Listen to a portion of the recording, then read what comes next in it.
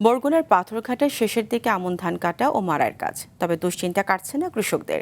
শীষ পোকায় ধানের কুশি কাটায় ক্ষতির মুখে পড়েছেন উপজেলার প্রায় 10,000 কৃষক।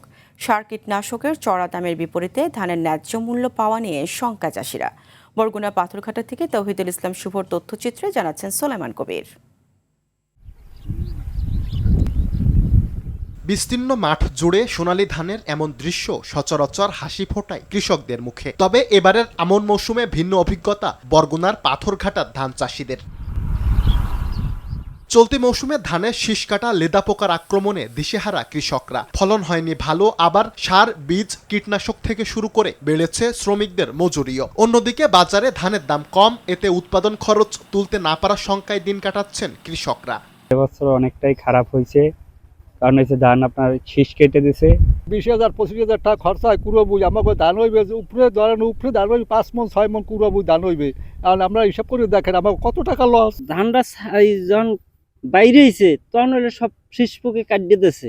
কাটিয়ে দেওয়ানোর পর এখন কুড়ো কিস্তি মনে হয় দেড় দুহারি ধান হইতে পারে। সরকার যদি আমাকে পাশে একটু দাঁড়াইতে, তাতে কৃষকের লাভ হইতে। লেদা পোকার আক্রমণ কমানোর পাশাপাশি কৃষকদের সম্ভাব্য ক্ষতি কমাতে কাজ করার কথা জানালেন এই কৃষি কর্মকর্তা। কৃষকদের মাঠে দেখা যাচ্ছে যে শীষ কাটা লেদা পোকার আক্রমণ হয়েছে।